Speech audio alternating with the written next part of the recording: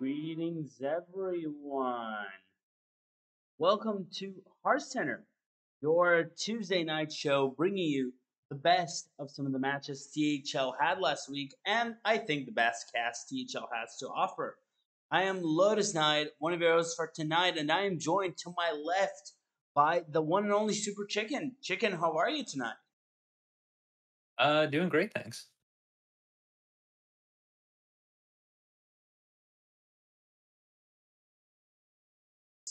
Or sorry, I was muted. We do have Neji. Neji is a bit late tonight, so we're going to start without him, but he's going to be joining us soon. Below Chicken, we have Geranium Battle. Geranium, how are you? Doing great. Yeah, I mean, another great week of matches to talk about. So let's talk about them. For sure, for sure. And last but not least, we have him back tonight. One of the original, or not original, but very old Heart Center members. We have Ron Mexico in the house. Ron, how are you? Hey, very old, staying on brand. Going good, man. Glad that I could be here with you guys and looking forward to talking some THL. For sure. And what a show we have tonight. We're going to start with Player of the Week. We have some spicy warrior slash special themed decks of the week. Then we're going to hop right into our hero series. We're going to do Hero, Legacy, Pro, and Pro EU. And then we're going to have our checker question as usual. Everybody ready? Absolutely. Heck yeah. Yeah. All right. So we're going to start with our Hero Player of the Week. Geranium, take it away. Of course, the hero player of the week is none other than the Rotted Zombie. In his first hero season, the Rotted Zombie has been coming in clutch for Hearthstone-related content, getting a sweep over Two Fly to help secure victory over F2L Obsidian. Congratulations and, quote, love the Rotted Zombie, end quote. Nice. I don't think this is his first hero season, but he hasn't played much hero. In his first hero season, that's how it starts. All right. Spread that misinformation. Ron, do you want to tell us about our second Player of the Week? Absolutely. What series are we talking? Legacy. Legacy. All right. So, Legacy Player of the Week, a write up brought to you by our very own Geranium Battle. All right, so fellas, what's cooler than being cool? Isocles. This hero, one seed, has finally caught up in Legacy and led Dad Legend to their first big win of the season. All he needed was 3 games to put Neji Boston on ice. Now we know what killed the Canadians: the Ice Age. Solid. Congrats, Isocles. Congrats. Isocles on Player of the Week. Chicken, do you want to tell us our European Player of the Week? Yeah, our Pro EU Player of the Week is Pigeon. Pigeon earns this week's EU Pro Player of the Week for continuing their undefeated season with a 3-0 sweep of Pat Pat. The win helped give the Pandan Cooks a 14-11 victory over the previously undefeated ET Nizab and puts them at the top of the leaderboard with 51 points. In addition to leading the team, Pigeon's 9-3 game record is a series best as well. Congrats on the strong start from Dr. Bomdi. Nice. Congrats, Pigeon, on the strong start. And last but not least, Geranium, do you want to read us our Pro Player of the Week? Of course. Pro player of the week being Oddweird. Oddweird's rookie season started slow, but last week turned around with a big sweep over veteran Lotus Knight. This moves Oddweird to 1-2, and Lucre's Lovebirds with their first wins of the season.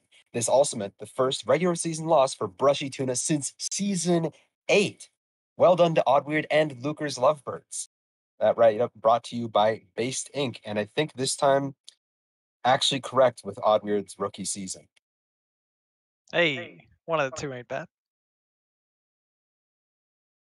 Congratulations to all player of the week, players of the week. That is a strong showing right here.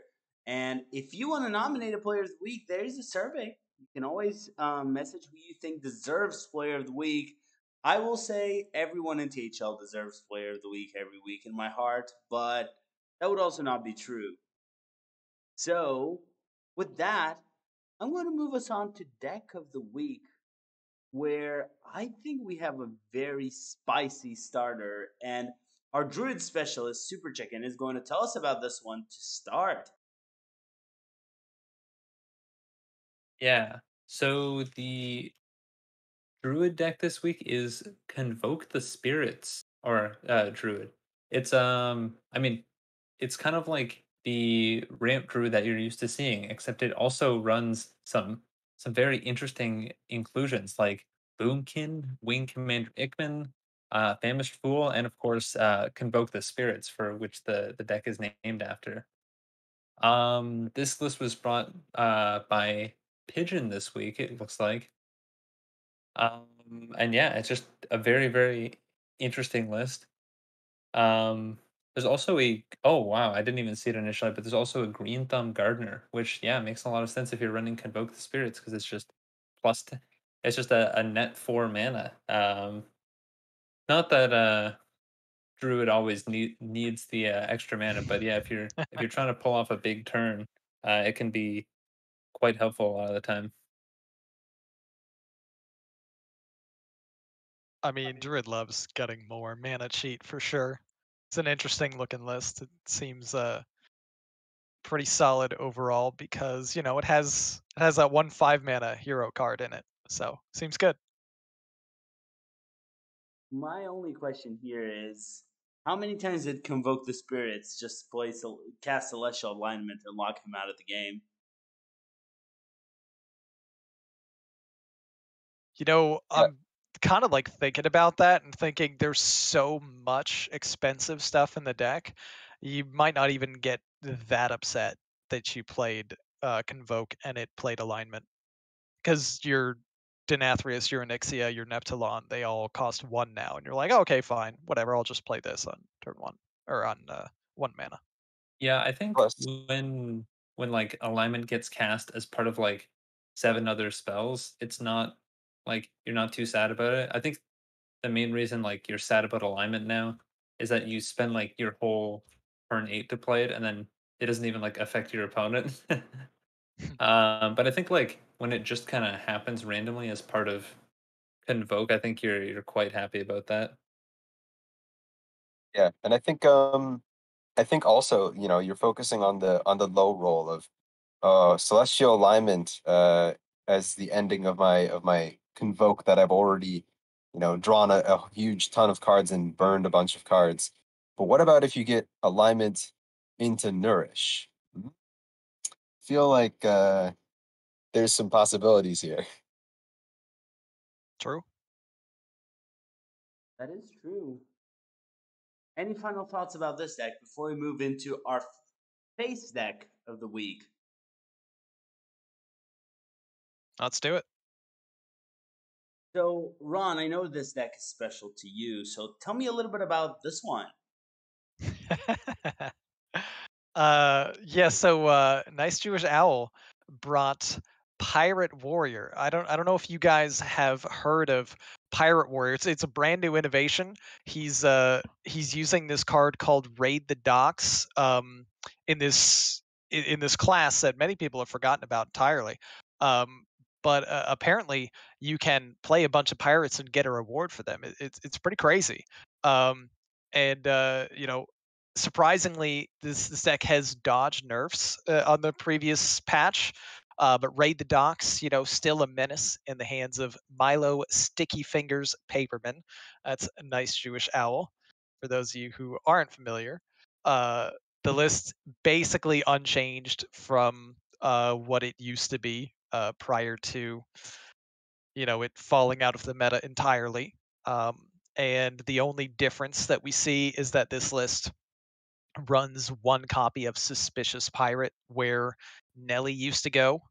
Um, it's just another option to be aggressive. Um, it was well placed to punish slow starts.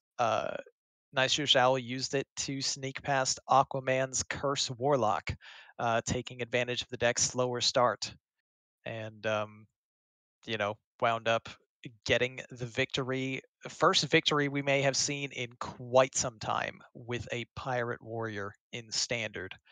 I'm not sure if I can name any other times recently that this has happened off the top of my head.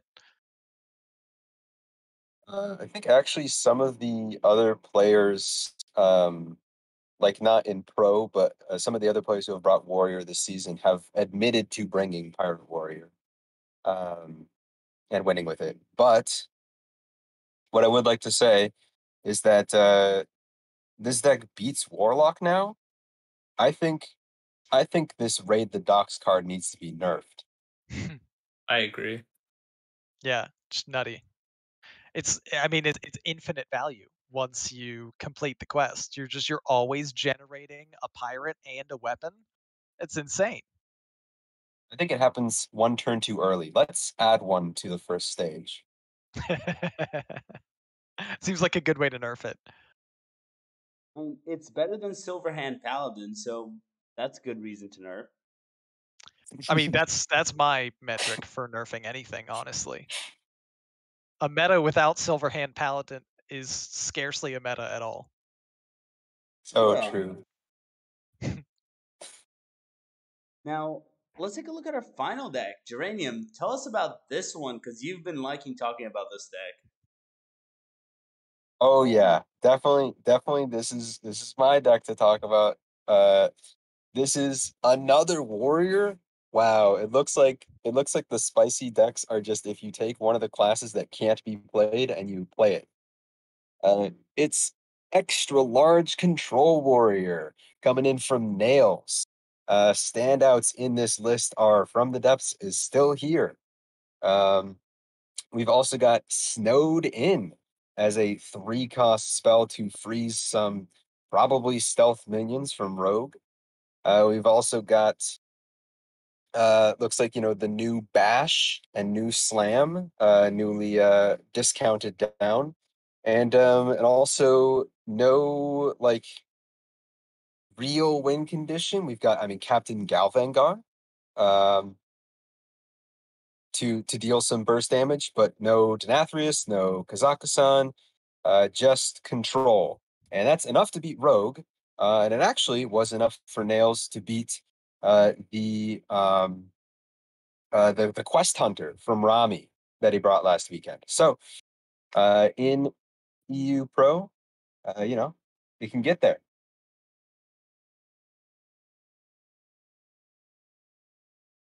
Nice.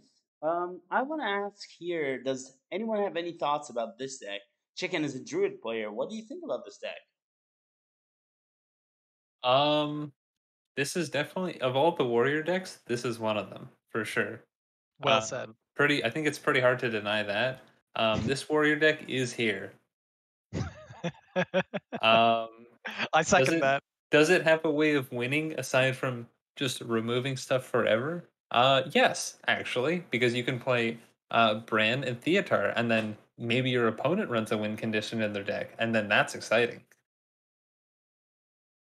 Hey, So listen, Galvangar can do at least 9 damage, provided they don't have a taunt in the way. This is true. Okay, so here's the deal. You play a bunch of garbage minions that you've stolen from Theater. Your opponent plays Insatiable Devourer, and then you play Rakara and bonk them for the amount of attack that Insatiable Devourer has. Incredible strategy, honestly. Love it. before we move on, I would like to say I really feel like Nails didn't go far enough. You can tutor Snowed In with that 4-mana 3/5 that draws a frost spell. Come on, Nails. We could have done it. I personally am disappointed that we don't run Zola so that we can get more Demolition Renovator. So true. Deal with the third and fourth location. You're right. I mean, the ideal play is Brand Sticks so that we can play Zola on our Demolition Renovator with, Bran already up to double it so we can get even more of them. If I can ask just one question, what location are we actually trying to destroy this much? Oh, it's just a rogue Brimstone. location, like 100%. Yeah. Like this deck just like hates rogue, just like super hates on rogue. It's Yo, like no, me too. you are not allowed to win. Like a rogue does not beat this. Hey, Neji. I have a Yeah, rhyme. yeah. They've just been If you here the whole think of time. What are you talking about? Don't if worry you think about of any card in Rogue, there's a counter for it in this list. Weapon, we've got 2 Vipers. Locations, we've got the Renovators. Like anything, just name it. To be fair, we have a counter for every card in any list if we run Theatar, but yeah. Ultimate counter. Nice. This makes more sense to me now. Everyone ready for us to move to hero? Absolutely. Yeah. All right, let's hop on to hero, where Neji is actually hopping in to tell us about his match, the Clown Town, facing another pit of misery. All right, we had Clown Town win 15-12 in this matchup against 2 really good hero teams. This APM team, or at least most of them, was the one that made finals last season, I believe. This team did have Shep in the 1 seed, and then it's pretty close. And then Clown Town is the team at the top of the standing, so this was a pretty big match. We had Molestar beat me 3-1. Nails took a 3-0 over Wild 9. Arhat 3-2 over Geranium Battle. That one was on stream. Ricecription 3-2 over Canoe. And Laughing Frog won 3-2 over Righteous Jammies. Really close match. You can see apparently Druid is really good, and so is Mage, because we had 9 of them brought, and the one person who didn't bring Druid ended up losing their match. And the one person who didn't bring Mage actually won their match. It's crazy. I don't know who let Arhat not bring Mage on my team. It wasn't me. Don't worry about it. But yeah, the only match I can really speak for was me and Mole. It was me winning the first match and then getting swept by Druid. Yep. Maybe I should have banned that deck. Druid's kind of broken. And I wasn't super happy with my classes either. Not having Priest as like a rogue counter and then forcing myself to ban rogue was not really the move this week.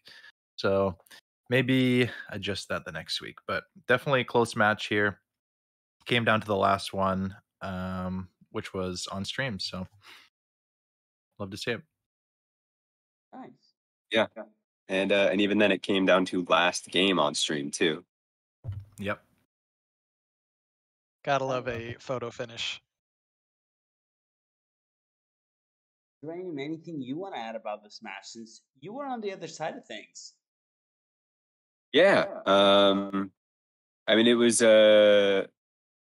pretty cool earlier in the week. Wild 9 had fought Nails, and Nails swept him with Rogue.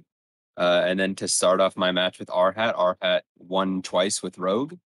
But then I started reverse sweeping with Quest Priest somehow. So very weird hero match, to say the least. As for the other two, the two at the bottom, Rescription versus Canoe and Laughing Frog versus Righteous Jammies, those were actually much more back and forth. Not too many surprises in the actual wins there. What decks beat what? Just to be clear, Geranium, you brought Quest Priest in Hero. You lost to Rogue in game 1, and in game 2 you did not queue Quest Priest. I queued XL Spooky Mage, which Okay. Also beats Rogue, but does not beat that draw from Rogue. Unlucky. Just curious.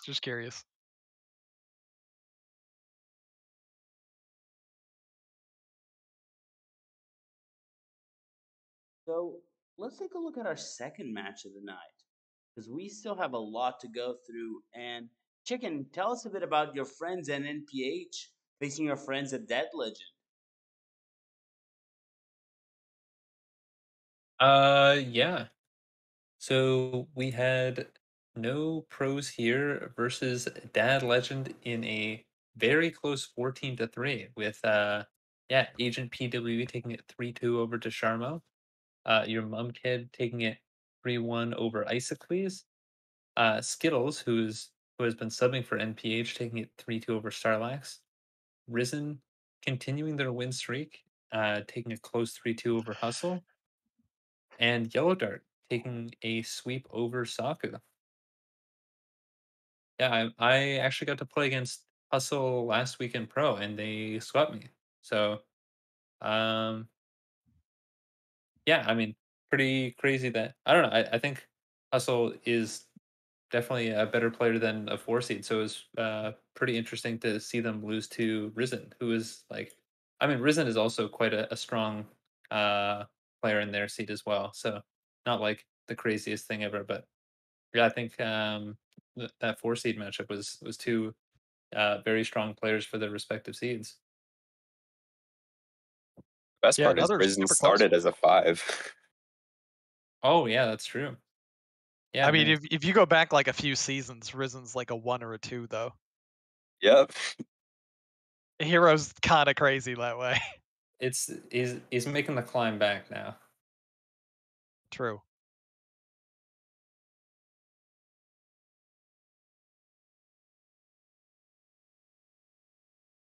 Ron, anything you want to add about NPH versus Dead Legend?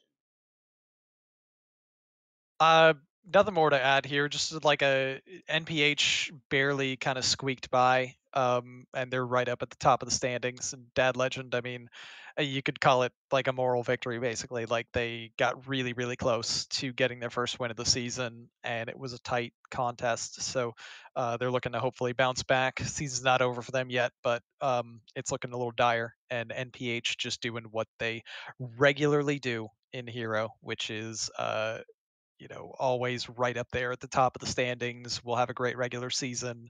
We'll make it to the playoffs probably, and then lose in the first round of the playoffs. That's their mo. See if they change it this season. Strong words here from Ron. Speaking about strong words from Ron, let's move on to your team's match, Ron. We had the Hearthstone related content facing F2L Obsidian. Hey, we got a win here. This was exciting. This was a pretty good match all the way around. 14-9 victory for Hearthstone related content. You had myself taking the win in the 1 seed, 3-1 against Aquaman. Lotus Knight, our very own esteemed host, with a sweep over Nice Jewish Owl. Donde lost 1-3 to Dr. BOMD. The Rotted Zombie clutched out the week with a 3-0 over Two Fly, and Tamron got their first game win of the season, but still lost the matchup to Sharkbait, 1-3. So, all things considered, I mean, for a performance we're pretty happy with. Our team's kind of middle of the pack right now, but definitely don't want to look down on a 2-1 start. And funny enough, we played F2L Obsidian here, and the very next week we're playing F2L Black. Another week, another F2L. That's a mood. I looked at your match versus Aquaman, and what the heck, you swept with Shaman? I did, I in was fact, sweep with Shaman. I was like, I was gonna say, lucky you didn't have to play Shaman instead. Yeah, no, I was excited about Shaman. I was so excited about Shaman that I brought it in 2 other series, and it didn't win at all. Yeah. Yup. Okay, you didn't have me at first. Okay, but that is exciting. Right? Shaman is Absolutely. omega unplayable. Unless I you mean, high roll 3 straight games against Aquaman and Hero. We don't talk about those. congratulations on taking Aquaman's 1 loss of the season, though. Hey, sometimes you just get Knoll and Muck pools every game, like super early, along with schooling, and just high roll, and you're like, yeah, this deck's great. Why is everyone saying it's bad? And then you play it some more, and you're like, oh, that's why they said it was bad. But yeah, it wound up being a big factor in our victory for the week. And I'm not the only one on the team who brought Shaman, but we might fix that next week. Or Are we'll you all fixing bring it Shaman. by I don't know. nobody bringing shaman? No. Everyone brings Shaman next week. Obviously. Ooh. Yeah. Yo, can I face I thought that Ron's was team this already week? clear. This Can is we like definitely a swap the content schedule move. around? I can announce in advance that I'm not bringing Shaman this week. Wow, spoil sport. Unlucky. That's it, There's Lotus. a- Throw him off the trail. I could They'll be never guess it lying. now. Maybe my lineup is Shaman, Demon Hunter, Warrior, Paladin. Hell of a lineup. Wow, that goes hard. So I want to take a look at what the standings are after this hot week of battles. Geranium, tell us, what is Hero looking like? Okay, so with Teal Conference newly sitting atop the leaderboards is E.T. Yashiraj with 51 points, still undefeated but one tie. Abducting Players Minions, the APM team at 46 behind them. F2L Black, only one win on the season, but no losses because they've got 2 ties and 45 points and also 2 thumbs. Hearthstone related content right behind them at 44 points, a very tight knit group. Then Team Edward with 36 points. And finally at the bottom is F2L Obsidian with 31 points. Only 20 points behind the top there. Just needs to get third. Just needs to get third. Okay. And in Purple Conference at the very top is Clown Town, staying up there with 54 points. No pros here, sneaking up behind them with 49 points. Chicken is back just in time to smack with 47. Another Pit of Misery, another 2 points behind that at 45. And then the two teams here at the bottom, Dad Legend with 31 points and the Cult with 30 points. They're a little bit further out from getting the playoffs, but I still believe in them. Solid. Just FYI, I checked this week's hero submissions because there's hardly any, and we do in fact have a Shaman submission already for week 4 by your mum kid of NPH. It's doomed. Just had to throw that out there. I mean, anytime you can bring Shaman against Nails, you have to do it.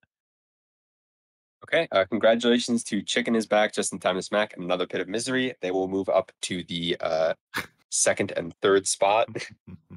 Yo, we're playing no pros here this week. That's sick. You love to see it. So we're 4-0. Got a marquee matchup already.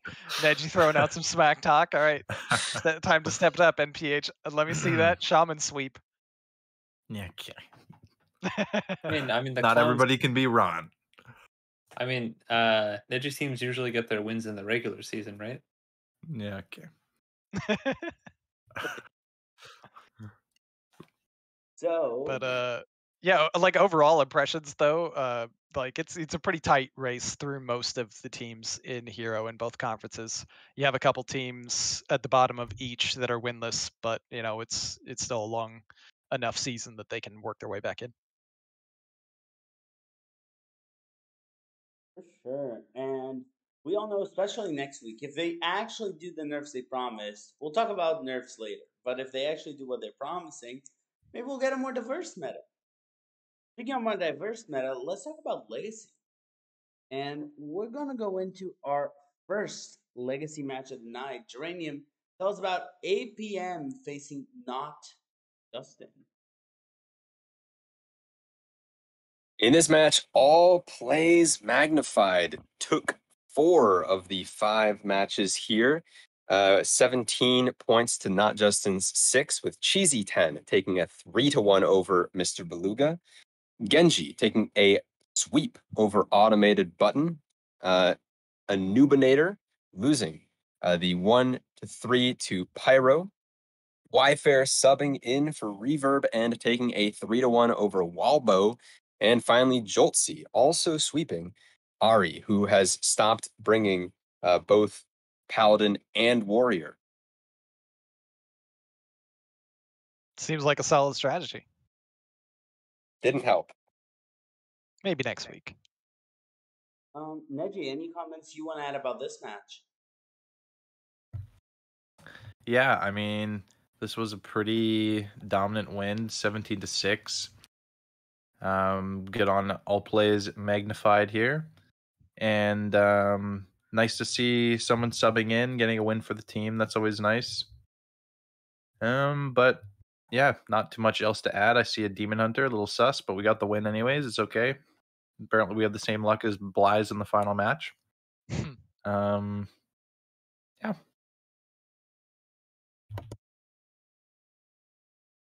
Yeah. I do think like I don't know, Warlock to me seems a little bit underrepresented.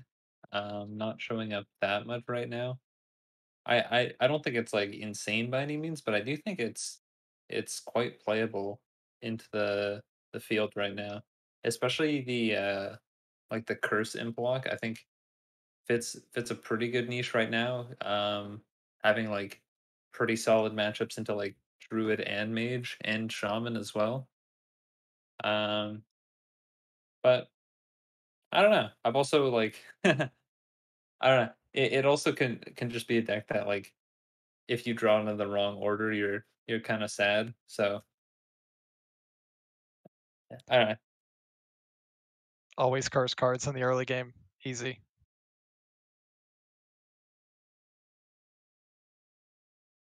Now, Uranium, tell us a bit about what the standings for gold looked like after this match. Yes. In Gold Conference, there was a tie, three-way tie last week. From that tie, all plays magnified has separated a little bit, 49 points for them. How I Met Your Murgle is at 44. They were actually the team below the tie, and now they're above it.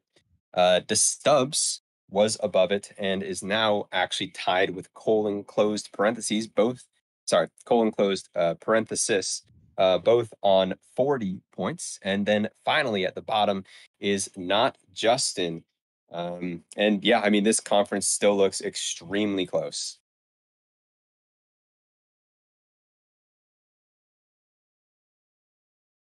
It just looks so far from over right now. Really see all teams are at a very small gap, and we're going to see this in a lot of legacy conferences.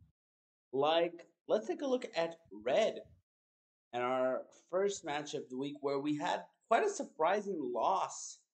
Neji, tell us about that one.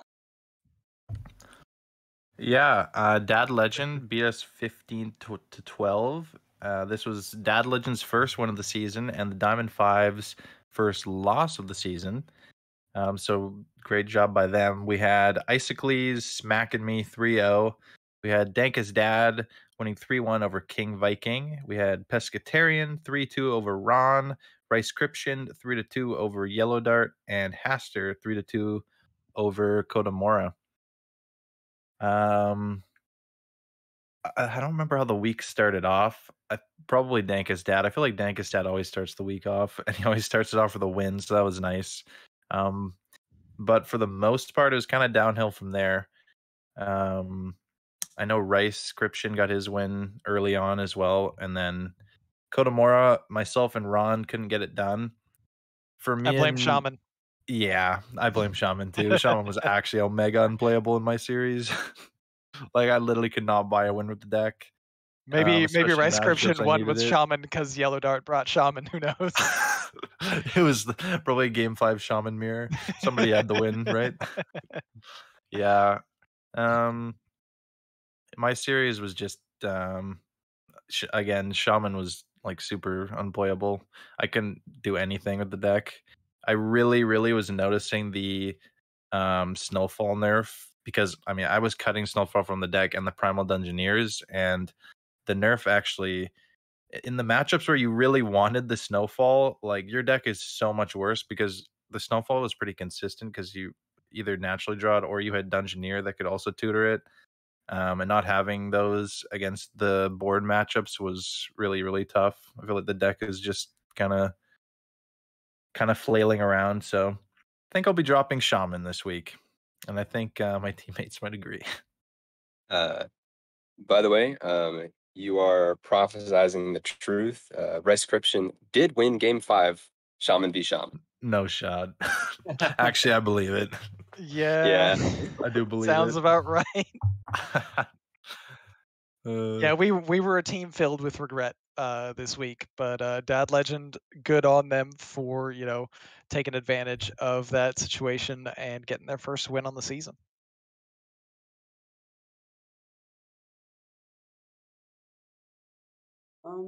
So keeping us moving here, Neji, tell us about the Red Conference and the ascendance of a team that I can only say has my favorite logo right now.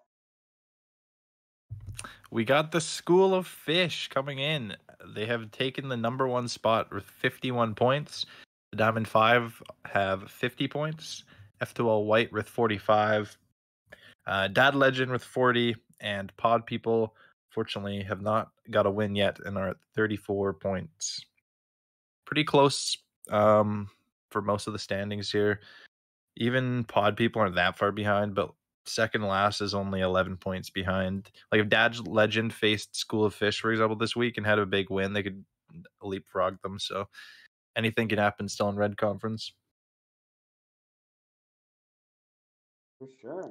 Yeah, Legacy you like team to has see been- Oh, go ahead. Oh, go for it, Ron. I was just gonna say you like seeing the early part of the season where nobody's like way ahead of the pack and nobody's like way behind. I mean, there is a pretty big gap between School of Fish and Pod People, but like overall, most of the points are kind of clustered together, and that's always cool to see in the early part of the season. For sure. Speaking of another series where everyone is kind of still clustered together, let's look at Silver Conference. Chicken, tell us what happened in your match over there, and I just realized I still don't have the right image on stream. Give me 1 second. I'm going to filibuster here while I get there, and we're almost there. We're almost there. Go for it, Chicken. Yeah. Yeah, this is I think like probably a closer match than like at least my team was expecting, with the Slaw Bunnies maybe having a bit of a slower start than we've been having to the season. But yeah, they put up a pretty good fight. My match against Agent PWE as well went the distance. What ended up happening? I think like his mage was kind of the deck I was catching the most. I think I ended up getting a couple wins there. I think he was uh yeah, he was not super happy about how his mage performed. Just kind of what it I mean, I know game 5 I I think I just like guffed him on curve and he like wasn't able to keep up. And then I think I also won the mage. Oh no, I won No. rogue versus mage, I believe. And he just like yeah, just didn't have enough stall slash solid alibi to keep living. It ended up being quite close though, but yeah, just mage falling a bit short. And I think his shaman was actually decent. I don't remember exactly where it got a win, but yeah, it definitely did somewhere. It beat your druid. Okay. Wait, really? That's Yep. weird. That's Huh. really weird. Game 4. Damn. Huh. Oh, Hey, it right. happens. It was Murloc Shaman. Now I remember. Okay, Oh, nice. he surprised me a bit with that one. Yeah, he was running like three aggro. Now I remember he was running three aggro decks and also mage. So the aggro decks got through pretty easily, and then my druid got to play against mage. I think Should like run Warlock Mage. if he'd run like a fourth aggro deck, I would have been in a pretty bad spot. I think. Any mech mage enjoyers? Yeah, Mech Mage, baby. Apparently Yeah, not Pee Wee. Unlucky. maybe mech mage. I think mech mage was maybe too garbage of a deck to get a win. Whoa, whoa, whoa, whoa. No, But- You're John. disrespecting the mech mage. I will be playing Gaia on 8 and winning. Yeah, no, I believe you for sure. Sounds like we're back and forth in the Barons. Yeah. I mean, it's just the way Hearthstone was meant to be played. True. Yeah. So, Chicken, I feel like we all gave some insights. I want to ask, does anyone have any insight to give about this match before we move on to look at the standings for Silver Conference? Just a good close match, you know. Props to Slaw Bunnies for making it really close against far and away the top team in silver. I mean, well, they're not that far ahead of Zarel's Disciples, but like they're undefeated with the most points, so it looks like we got a runaway.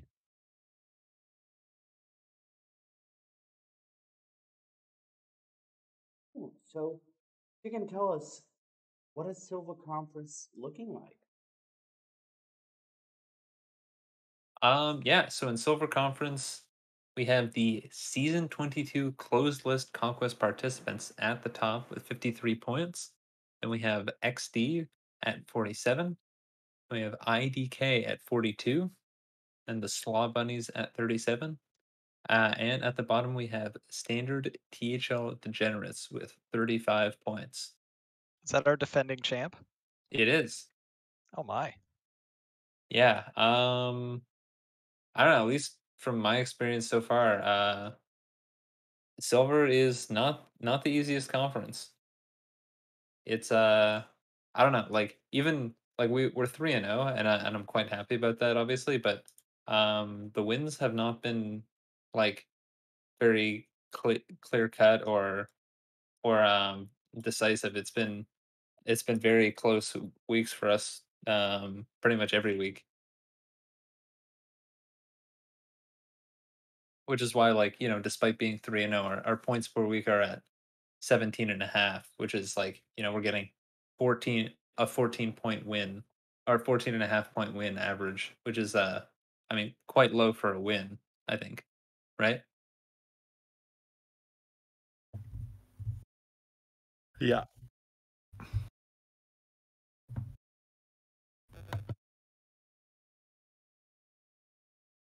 So I think that is it for us. Silver Conference. We have one final conference left, which I'm sure it is everyone's favorite conference, or maybe not, but it is the newest of conferences, or oldest of conferences, depending on your perspective. I don't make the rules, I just run with them. So let's take a look at 4 out of 5 Justins facing the cooler. Ron, tell us about that one. All right. So 4 out of 5 Justins versus a cooler went down to the wire, and it was a 12-13. The cooler wound up taking the victory, getting their first win of the season, and handing 4 out of 5 Justins their first loss of the season. In the 1 seed, we had Always Just in Time taking the sweep over CBX 1. We had a 3-1 victory for Wild Rose in the 2 over Big Money. But despite the struggles in the 1 and 2 seed for the cooler, the 3-4-5 came back with a vengeance as Bremen took a 3-1 victory over Pokemon 661. Icer took the 3-1 over Skirt Reynolds. And in the 5 seed, Guacamole took a 5-game series victory over Sub Canoe. And this is really important, I think, for the cooler to get this win and the extra points. despite having one more win than Dumbledore's army right ahead of them in the standings, they are still at the bottom of the standings. So this was huge to try to gain some momentum and see if they can pick things up and have a good season. They're not too far removed, by the way, from a title themselves, but a bit of a rocky start here. Meanwhile, 4 out of 5 Justins probably going to shrug off the loss and keep rolling because they're right up at the top. Turns out Justin team versus Cooler team always lose. Yeah, in this case we had the sub in the 5 from Justin's side. It was Canoe and Wild Rose were the last to play, and after Canoe's match, there was a little bit of confusion. Did Wild Rose need a 3-0 to tie it up or a 3-1? Well, after the first game was lost, it was figured out it was a 3-0, and then Wild Rose immediately swept from there. So lost the week, but good story. And yeah, for the reasoning on why the Cooler is here with just below the other bottom team, but a weak win under their belt. If you remove the wins from the bottom 3 players, you'll realize that the only match win they had gotten before this week was Whack-A-Mole. No others. So Oh wow. they have some climbing to do. True, but it's a team that's been there before, so it should be interesting to see how the season plays out for them. On the other side of things, I'm kind of hoping that we see a consistent 5 seed non-Justin sub for 4 out of 5 Justins. Can we just make that happen throughout the rest of the season? Just 4 Justins plus a sub in the 5. I would love that. So it's not too late to make it happen. Come on, Justin Time, you can do it. Rename Sustin to Substin. Oh, nice. Nice. So, Ron, tell us what the standings for Blue are looking like after this. All right, so up at the very top, we have E.T. Cthulhu, who has completely taken command of the Blue Conference. 3-0, 20 points per week, just absolutely dominating with 60 points there at the top and looking like they are not going to be caught anytime soon, literally doubling the bottom places team's points in the Cooler at 30. 4 out of 5 Justins just behind them in the rankings, but quite a bit of catching up to do points wise with 48 and 2-1. But a solid performance so far. Hot Zilfs also right up there in the top 3 race with 45 at 2-1. And then Dumbledore's Army and the Cooler have a lot of work to do ahead of them to catch up. We're seeing a big divide between the top 3 and the bottom 2 here. But still enough time in the season for some teams to catch fire. In the Cooler's case, I don't know, get colder, whatever. But yeah, that's Blue for you.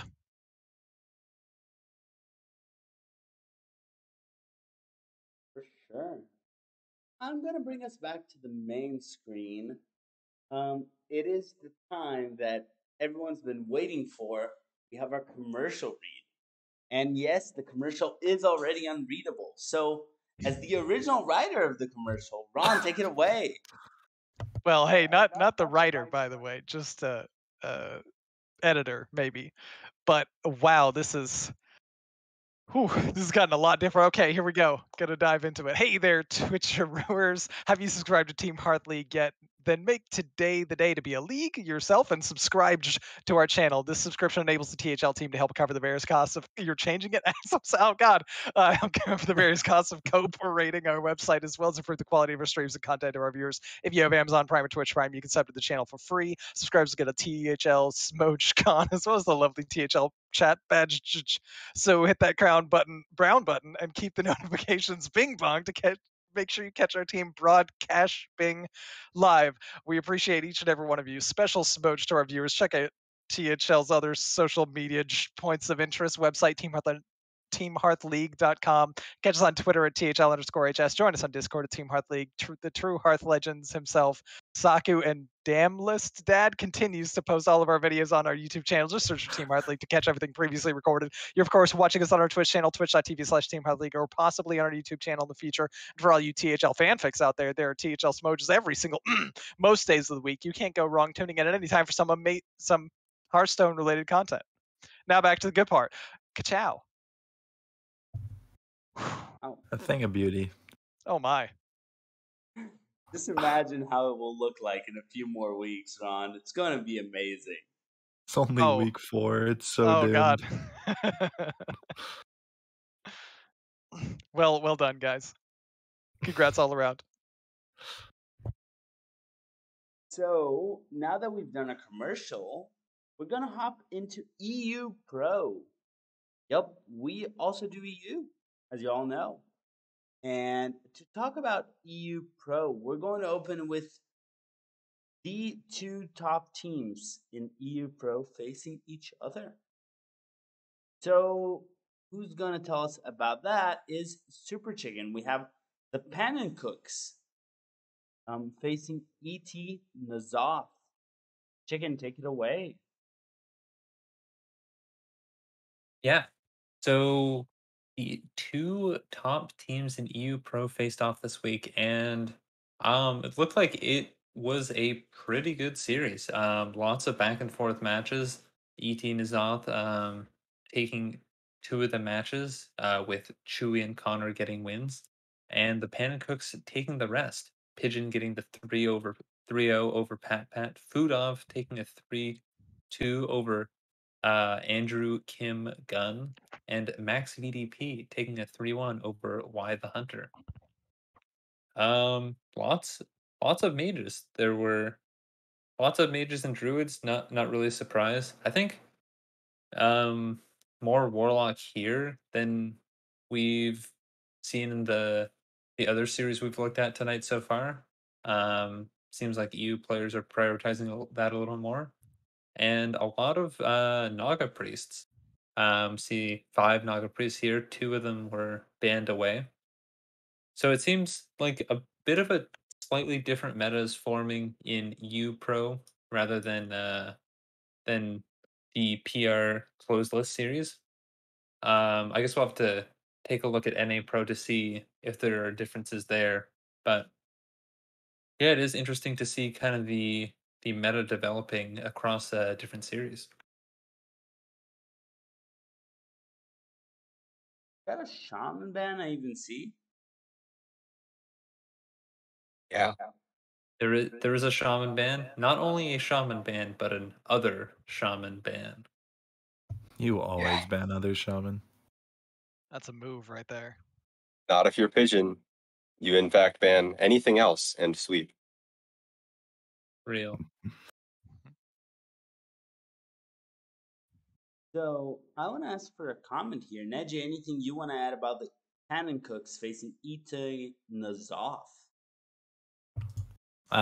Yeah. I always like looking at the decks in EU. I feel like they bring some really interesting things. Pigeon's other shaman just looks like an evolved shaman. It has like convincing disguises in it. Looks pretty interesting. And their druid as well is that druid that runs the 2 druid boxes, and looks pretty interesting. And they got the sweep, so you love to see that. And then down there we have Connor also bringing pretty much the exact same evolved shaman list. So I wonder if Pigeon and Connor play together or something, because I've never seen this shaman list and they're both running pretty much the same list. Pretty interesting. And both of them swept. So well done to them, and some originality in their lineups.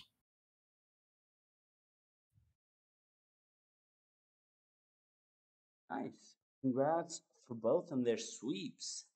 Shall we take a look at our second EU match, Geranium? Of course. The second EU Pro match is going to be League of Nations over F2L Violet. League of Nations getting their first win of the season over the previously undefeated F2L Violet. That came with Nails taking a 3-2 win over Rami, which we talked about his Control Warrior earlier today. Looking at the matchup spread, it was all unfavored. It was just all unfavored for Nails, but he still brought it there. Den taking a 3-2 win over Itachi. Izat also getting a 3-1 win over Hijo. Mighty taking the loss here to Rebobson, 1-3. And then finally in the 5 seed, Gaboom taking the 3-1 win over Copa. So let me just understand here. Nails went with a full anti-rogue lineup. Rami didn't bring that rogue. Ron, is that what actually happened? That is apparently what we're looking at here. Nails is like, oh yeah, I got this read here. I'm gonna demolish Rami's rogue, and then Rami did not bring rogue, and Nails was probably sweating a little bit, but he got the 5-game series win anyway. Maybe it's because Rami banned the control shaman on Nails' side. I don't know. Another thing that I find kind of interesting in this matchup might be the demise of Quest Hunter, because we see F2L Violet, every single player except for one brought Quest Hunter, and the only person that won for F2L happened to have their Quest Hunter banned. So it looks a little shaky, just as an overall lineup strategy. But League of Nations is a very strong team, and they came out on top in this one. Also, yeah, the only League of Nations player that lost was Mighty with Quest Hunter. Oh yeah, good point. oh no. Yeah. Quest Hunter fans in shambles right now. Yeah. I also happen to really enjoy Quest Hunter and played it on ladder recently, and then decided that I would not do that again. Yeah, Hijo interestingly brought Boar Priest. I think that's like just a general preference of theirs, playing Boar Priest. I think it's a deck that's a little bit underrepresented, especially in like tournament play, where you don't just get like screwed over not playing around like certain cards. Like I think Boar Priest is a deck that's like gets a lot stronger in open lists. Kind of knowing exactly how much damage you have to play around and how much you can just let hit you. And I think if you running the 1 mana spell, the Light It Burns, has helped the deck a lot. It still like gets farmed by disruption, so it's not like a super powerful deck by any means. But I think it's a good kind of thing to keep in the back of your mind if you think your opponent's going to bring slow decks like maybe Quest Priest or something of that nature. I think it has a lot of potential to get a win. Yeah, it's not a bad deck. It's it still does the thing that it did in the previous expansion, and it does it really well. The main problem now is if your opponent has Theatar and takes a boar or something, you're pretty miserable. Yeah, I'll add one thing. Yeah, you go ahead. I was gonna say, yeah, and one of its biggest counters as well, the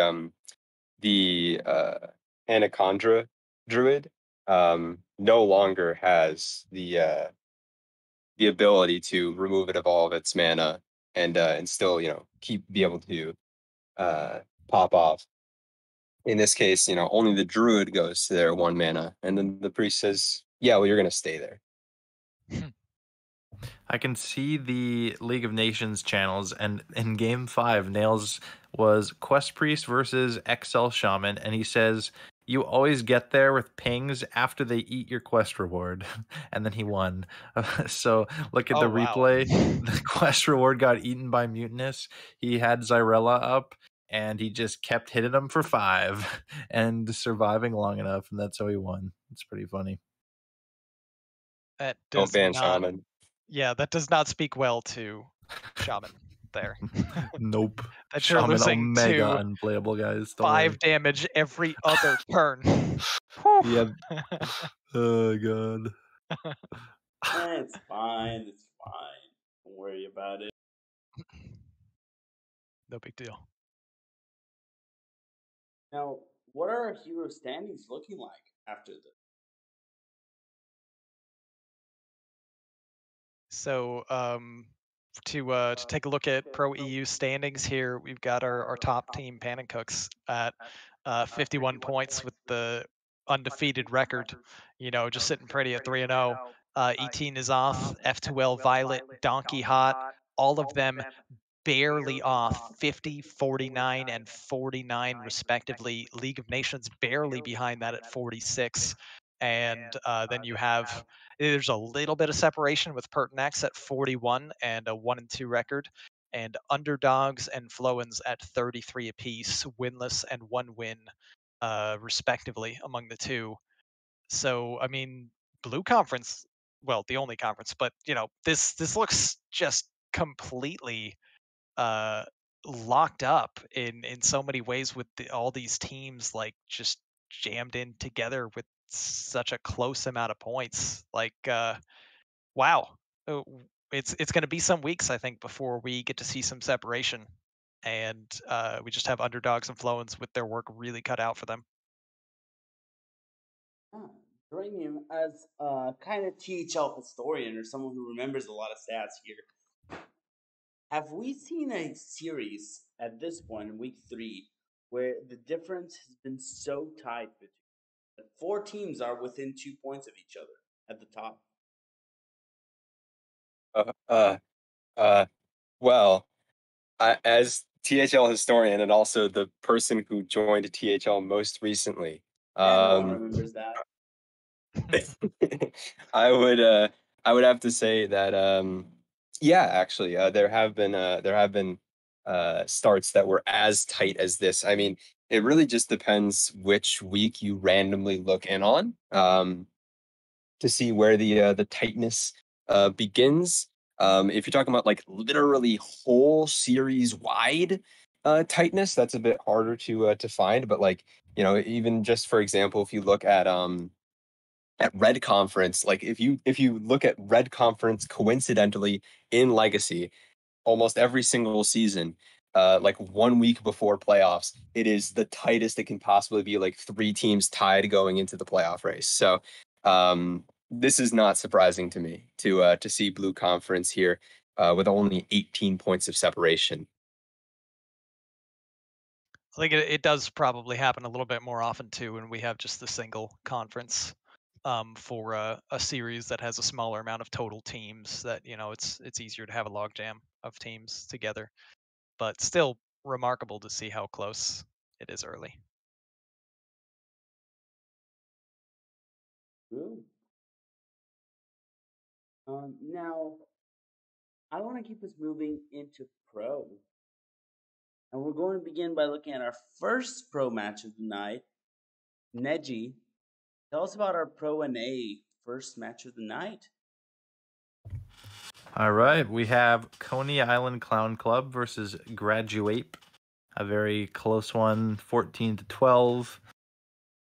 We had Ufric taking a 3-1 over Izat. We had myself 3-2 over Valdis. Heat Shock 3-1 over Ricescription, subbing in for Justin. Lambie Series 3-1 over CMAC, and Nails 3-1 over Thalfix. Well, we actually started the week off with our 3 wins, so we had pretty much already won the week. We just needed 1 point, and we literally only got 2 points afterwards. So it was actually kind of close to being a tie, if those are both sweeps instead of 3 1s. So nice job for Graduate coming back and getting some more points in the series. We'll look at the standings afterwards. I can speak to my match a bit versus Valdis.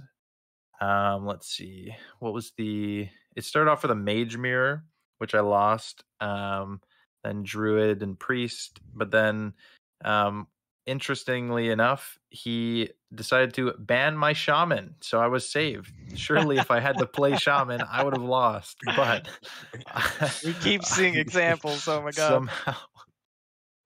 somehow I got saved by the shaman ban. You can't keep getting away with this. Yep. Valdez also had a curse warlock, not imps, just like a control deck with curses, and I got to claw my way back against that deck in the series. Had a really long match against the warlock with my mage, where I didn't have the hero card for a while, I'm pretty sure, until I finally did, and then I won because the hero card is really broken, guys. And then on the 5th game, I'm gonna go to my channel. I wrote, well, it was an imp warlock versus a curse warlock, and I wrote, top decking circle on 3 with librarian on board was definitely pretty smart of me, and so was top decking bartender on 5 to buff 5 things. What a genius I am! And then I won 3-2. There Nice. you go. Smart plays. So very smart plays from me, obviously. And yeah, very close series. Like I said, Graduate clawed their way back in, got some points, which will definitely go a long way in the standings. Yeah, it turns out Valdez probably after graduating has to go back for a master's in order to increase his intelligence. Fact is. I want to ask, Chicken, anything you want to add about this match before we move into our second pro match of the night? Yeah, Heat Shock kind of taking advantage of the sort of most popular lineup, which almost always involves Mage and Ramp Druid, just bringing quad aggro and hitting the Druid. I feel like it's sort of a strategy that's a little bit underutilized at the moment. We don't see a ton of quad aggro. Um, Sort of rightly so, because Face Hunter has really fallen down in power level. I'm surprised like he ran quad aggro but not imp block. That's a bit confusing to me. I feel like imp block is just better than Face Hunter in most respects right now, aside from having like over the top burn. But Warlock just gets on board faster and stays on board better and pushes a lot more damage from board. And Ramp Druid just is not good at removing boards. So I, I I mean it's still got the wins that it needed. So obviously it worked out. But yeah, I think like the aggro lineup is maybe a little bit of a sleeper right now. Could be.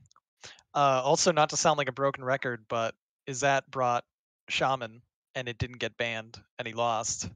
And Ryscription had Shaman and it didn't get banned and he lost. Real. The series was tied 1-1 for Ryscription, and then he lost 1-3. Can you guess what he queued 2 times? Oh Guys, it might have been Shaman. Okay, well, in my last 2 pro matches, I have lost to Shaman. So I feel like that swings it right back in Shaman's This sounds favor. like a you problem. It really does. It True. sounds like a chicken diff. I have not won a game in my last 2 pro matches, so I should work on that. True. Happens. You gotta hustle for those wins.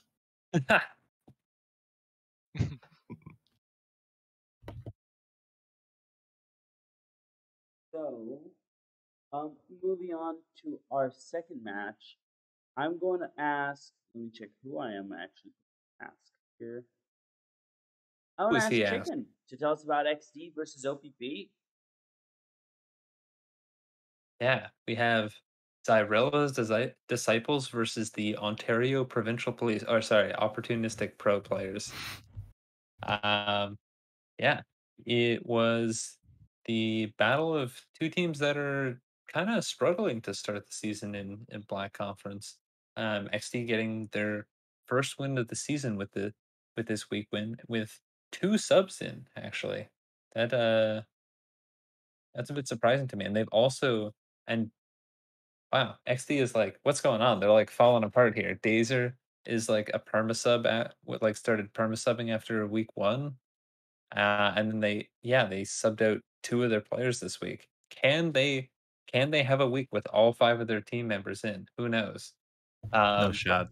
But that didn't stop them from getting 18 points this week. So maybe they should sub in someone every week, perhaps. Genius. Wow. Also, yeah, this team really likes Naga Priest. They brought it 4 times. That is a surprising amount of Naga Priest brings. Also, on either side, no shaman, so I can't meme on it anymore in this matchup. Sad. Wow. Wait, there's no shaman and players still lost? How is that possible? Shocking.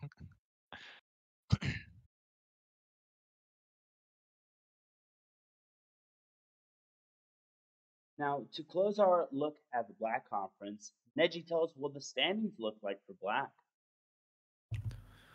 We have Coney Island Clown Club at the top, the only undefeated team still at 57 points. Cheesemongers United, 52 points. F2L close behind at 50 points. No pros here with 45. Zyrella's Disciples have 42. ET Yogg-Saron with 40. And then down at the bottom, we have OPP and Graduate with 34 points. But OPP and Graduate have also had, looking at the strength of schedule, some pretty challenging weeks. So maybe moving forward, they can pick up some more points. Definitely not out of it yet. I think it's top 3 in pro make it. So really not that far behind if they can get some wins or string some wins together in the next few weeks. I just call it a case of senioritis for Graduate. True. Nice. Now, let's move on to our pink conference. Ron, tell us what's going on over there with Brushy Tuna facing Luker's Lovebirds. All right. So, Brushy Tuna versus Luker's Lovebirds. We had a victory for Luker's Lovebirds, getting their first win on the season in a 13-10. McBanterface got a 3-1 in the 1 seed over Dr. Chosen. Ridiculous Hat got a 3-0 over Luker in the 2 seed. And the rest of the team didn't do so hot. Yours truly, Ron Mexico, losing 0-3 to ZLSJS. Lotus Knight, our esteemed host, also losing 0-3 to Oddweird in the 4 seed. And in the 5 seed, yes, you are looking at that right. That is a pure paladin being brought by Jespine in the 5. This was a mostly target rogue type lineup, and it worked out to their favor. Jespine got the 3-2 victory over Baystink in the 5 seed. And that is Brushy Tuna's first regular season loss since February. So it's been about 6 months undefeated in the regular season. We don't need to talk about playoffs. And and you know, Luker's Lovebirds getting a big win to get themselves on the board early, week 3, and climbing up in the standings a little bit. So big victory for them. Congrats to them. Also, might I mention, the 3 seed for Brushy Tuna did in fact bring Shaman and did not get any victories. Surprise, Yeah. surprise. That's crazy. What's going on there? What did Ron Q though? What would Ron have Q? To be fair, I only actually lost once with Shaman. The other 2 also lost. That's still losing 100% of the time. Unlucky. But I was also talking about Quest Hunter being a bad option. Yeah, it didn't look so hot either. Ron, had you considered bringing good decks? I did consider that, but then I went in a different direction. I feel that. But yeah, no, I mean, ZLSJS played really well, and Luker's Lovebirds had a strong week, and they went out and earned their victory. So congrats to them. Yeah, congrats to Luker's Lovebirds. I'm gonna ask here, Geranium, any final comments you want to ask or you want to mention about this match? I will peel behind the curtain just a tiny bit and say that Oddweird did in fact win Player of the Week. Yeah, I mean both ZLSGS and Jespine both were tossed up as names for it too. Yeah, I mean, like really great wins for Lucas Lovebirds. And yeah, it's crazy to see a 2-1 score for Brushy Tuna. There's not much more to say than that. I mean, Brushy Tuna bringing pretty standard fare, and then Lucas Lovebirds also all ramp druid, all thief rogue, almost all mage. So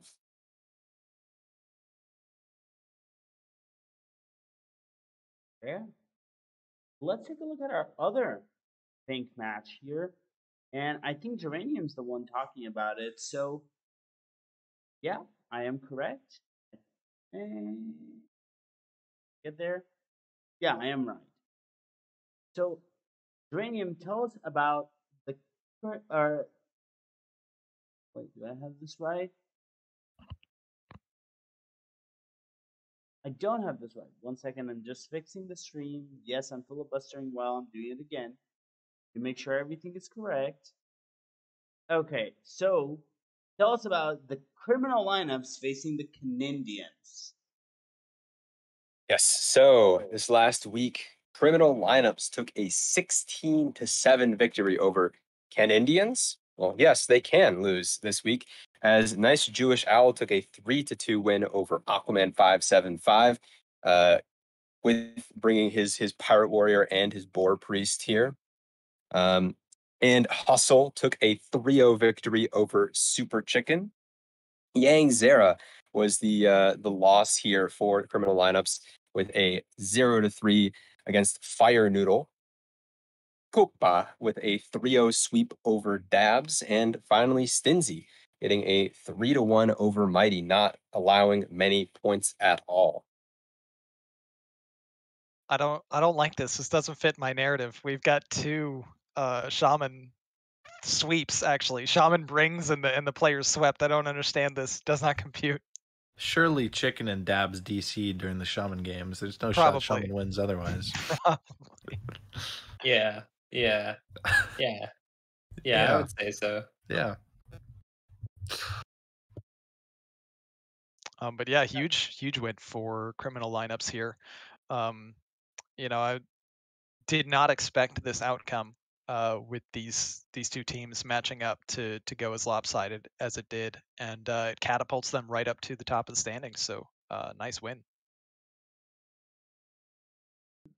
For sure. We were poking fun at Zarel's disciples earlier. What's that red name? What's that red name doing there in the 4 seed?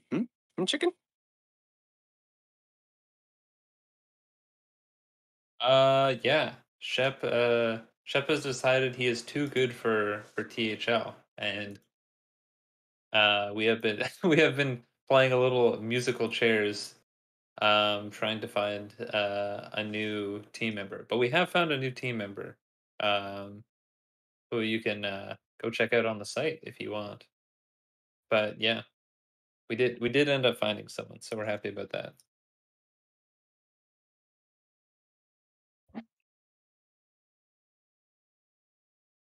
Nice. Chicken, any final insights you want to add about this match? Yeah. Yeah, getting swept was a little tough. Also, I don't think I've ever started as poorly as 1-3 to any season. So this is yeah, a bit of uncharted territory for me.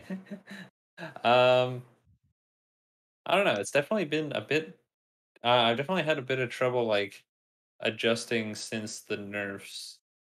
Feels like, well, I don't want to like okay, I don't want to talk too much because this is kind of like the checkout question, but yeah, definitely not a fan of the meta after after the nerfs and buffs compared to before. That's that's a pro move right there. You always blame outside factors This is so on true. This is so true. early rocky starts. 100%. I'm in the same boat with you. We need to. It's not me. It's the meta. We need to change. That's what I'm saying. I don't see the problem. So, For real though, I do echo that sentiment that we do need a bit of a shakeup. Well, let's talk about it in 3 minutes. Let's just have Ron tell us about the pink conference standings at the end of this week. Absolutely. So, Pink Conference, we got three teams in the 50s. Two undefeateds in criminal lineups at 56, at top of the standings. A perfect Murloc tied for first place as well, 56 points and undefeated also. Um, Barely losing, I guess, the top of the rankings tiebreaker in AOS. We've got Brushy Tuna right behind at 53 points and a 2-1 record. And then we've got some teams that have a little bit more work to do that haven't cracked 40 yet. We've got Silverhand Detective Agency at 39 and 1-2 with a very tough AOS. Ken Indians also at 39 with a 1-2 record. Swagoy at 38. Luker's Lovebirds at 35, also 1-2 records among the two of them. And the Raging Clues. I love to hate on Donde's team. Donde's team sitting there at 0-3 must be a Donde difference. But honestly, it's a long season, and there's still certainly enough time, unless you're Donde's team, to work your way into the playoff conversation.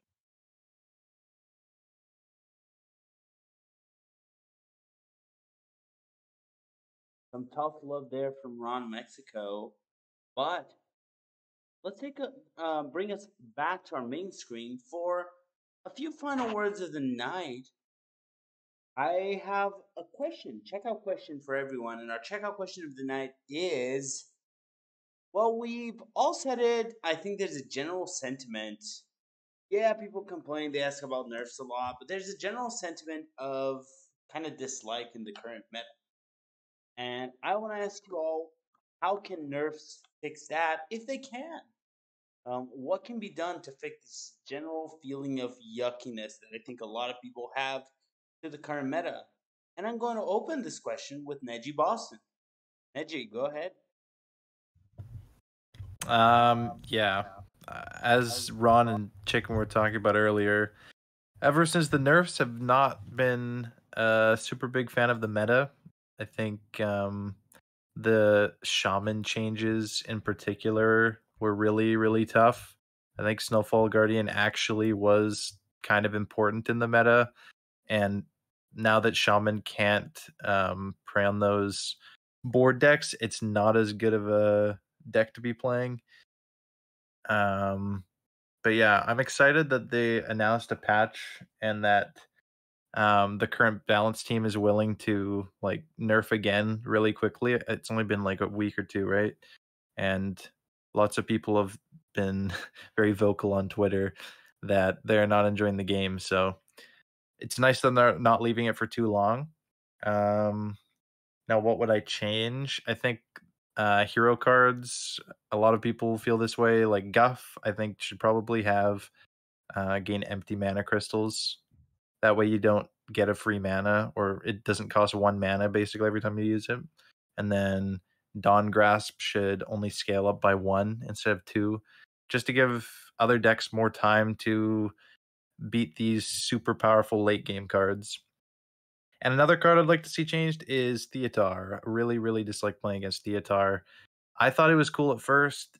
You can like have some combo disruption, but it's not just combo disruption. It's literally like fun disruption. Like all the cool things you can do with your deck. Well, Theatar just takes it away, and then you're like, oh well, this game sucks now. They took my win condition. I don't really want to play it anymore. And every single deck has win conditions. So, yeah, I think Theatar is not very fun to play against, and I think they are likely going to nerf it. Well, Now, I'm going to move to second person because there's still tons of things we can talk about. I think the nerfs will be more broad than Neji said. Geranium, what do you think Neji hasn't said about nerfs that you think are going to happen? Or do you think that nothing is going to happen? I think an interesting one could be to change some of the passively statted minions, like the Kyrian you get off of Boon, or the minions. More importantly, the minions you get off of Sinstone Graveyard, to instead of being at their values, to instead make it like a 1/1 with stats added onto it for Sunstone Graveyard. Like 1/1 and then +8 +8 because you played 8 cards. That's an idea. For those of us who are looking forward to the nerfs, great news, guys. There's confirmed no nerfs this week, and in fact, it's supposed to be about 1 week from this Friday. So got a great time waiting ahead of you. And how can they improve this game is the other half of the closing questions I can see in the document. I think if they turn off the servers until that time happens, that'll be pretty fun. Make it so THL can't happen. Make it so, we don't have to keep living this live. Wow. You remember when they Geranium turned with off the heel turn. Do y'all remember when they turned off standard ladder because they messed up the queuing thing so badly, the rank up system? They had to turn off standard ladder for a bit. I'm sure Ron remembers what I'm talking I blacked that whole thing out of my memory. about. And that was a while ago, but that was such a weird day. I don't even remember everything that happened, but it was just a very big mess. But let me ask Chicken here. Chicken, what can they do to fix the current mode? Um, yeah, it feels like we've taken a step backwards rather than a step forwards with the most recent balance changes, which is pretty sad to say. But yeah, I mean that is kind of legitimately how I feel about it. In terms of fixing that, I don't know. The buffs did like almost nothing. Like Demon Hunter is playable now, but Paladin and Warrior really are not, unless they're just like rogue hard counters. Yeah, like Warrior still doesn't have a win condition. Like I don't know. I feel like it's the same. Yeah, it's like we kind of what we talked about in the checkout question last week. Warrior is bad at playing Sired and Athreus, so Warrior does not have a late game win con. That's kind of it. Um, like I think there's also just a lot of things that feel really awful to either play or play against. I think a lot of the games are decided very early on. Um, like say with Rogue, if you don't hit Shroud of Concealment or Edwin, you're in a really bad spot. And if you do, the deck feels insanely powerful. Feels like games aren't necessarily ending on like turn 4 or 5, but it feels like a lot of the time they are decided by then. Kind of what was it, was either I think it was either Ron or I think maybe Neji that said like the hero cards are a bit overtuned, and I think that's a big problem. Like there's specific like cards that are just so bloated in terms of power level that they just completely take over a game as soon as they're drawn. And like on average, the deck isn't broken. Like say like Ramtrude, on average the deck is fine because you don't always draw Guff on curve. But every game Ramtrude draws Guff on curve, its win rate is 8% higher than yeah when it doesn't. It's just like a card like that shouldn't. I don't know. I don't think a card like that should ever be in the game. And I, as much as I prefer buffs over nerfs, there's just I don't know. It feels like there's some cards that are just too big of offenders to be left alone. Yeah, I do agree. Before Ron goes, I just want to mention a card that no one has said so far. I want Belinda Stonehearth out of Hearthstone. I Yeah, really dread that card. Oh, go ahead, Fair. Chicken. yeah, that's kind of like that's another card that is like 8% better than the next best card in the deck. In terms of like in the mulligan, and I think just in general, like when drawn as well later in the game. Um, but yeah, it sucked. It would kind of suck to nerf that card because I think the deck would just die. But maybe good riddance. Who cares? Uh, deck is kind of lame, anyways. Like just yeah, it's just another like oh, look, I drew Belinda. This deck is so broken. It's like unstoppable when I draw Belinda. And then when you don't, it's like this is an arena deck. Why am I playing this? I don't know. I thought Naga Mage was kind of cool, and then they completely murdered it. And then Big Spell Mage came up instead, and I'm like, really? We wanted this instead? Did we? All right. I did. Actually, yeah, I think Nagamade was actually a ton of fun and also wasn't a problem in my opinion at all. Like No, like it totally Hmm. wasn't a problem, and Big Spell they, Mage is like infinitely more of a problem. they just sent Siren to the glue factory for no reason. It's just sad. Yeah. Now, last but not least, Ron, um, what is your thought on nerfs? How can we fix the current meta? Anything in particular you would aim? I mean, first off, a caveat, like I don't pretend to be a game designer or know anywhere close to like the difficulty level of how Oh to yeah. properly balance a game. I think they had some good intentions to try to make things better. Like here, we're going to give some buffs to some underperforming classes. We're going to nerf a few things. We're going to try to keep it so that things don't tilt overly one way or the other. But specifically right now, like I think the devs too would probably uh, own up to this, that they kind of made a huge mistake on the most recent balance patch. Edwin was a huge problem, making him a 3 mana 3/3. Also, why not 3 mana 2/2? Come on, that's like classic Edwin stuff. Whatever. Um, but like Edwin never should have been 3 mana. They did it before they were aware of Lambie Series Rogue being like a meta player, but that got like crazy really fast. That needs to be changed. I think all of the token generators, like Geranium was talking about, that are invincible stats that can't be silenced or dealt with basically is a little bit too overtuned, and there should be a little bit more that can handle them, because right now basically there's just like a few decks that can deal with like a giant statted thing that's a token that you generated from something, and if you don't have that deck you just basically lose if they do the thing. um, Guff and Dawn Grasp, the two main offender hero cards, are massively um, overpowered and need some changing. Uh, I know Neji mentioned like giving Guff empty mana crystal instead of full mana crystal. It's a good change. I also saw someone mention maybe make it max out at 15 mana. That maybe might draw some hate from people who think it's really cool to have 20 mana in a game. I don't think it's cool to have 20 mana in a game. Hearthstone was always 10 mana until Guff got released, and then now there's one class that can super break the game so much more than any other class. I think that's dumb. And at the very least, they should roll it back a little bit. Like, it should be harder to do the ridiculous amount of things that they can do than it currently is. 20 mana is too much in a turn, I feel.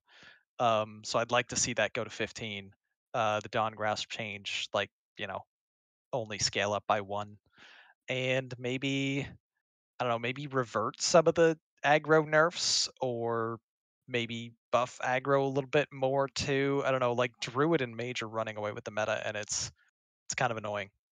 Um, I don't have the solution. It's a very complicated issue, but at the very least, scaling back the um 8+% extra win percentage cards seems like a good place to start. For sure. And with that, I believe that is it for us tonight. I want to take this very special moment to give a thank you to Super Chicken, Neji Boston, Geranium Battle, and Ron Mexico for joining me tonight. It's a pleasure to have you on Hearth Center. We have match shows on Friday, Saturday, and Sunday. Tune in. Let us know if you want to play on stream. They're still looking for matches and would love to have yours. With that said, we want to wish you a great week. Probably don't bring shaman, or do you don't need to listen. Just do whatever. Good you luck, want. Shaman. And we will see you all later. Have a good night, everyone. Bye, everybody. Turn them off. Flick the switch. Jeez.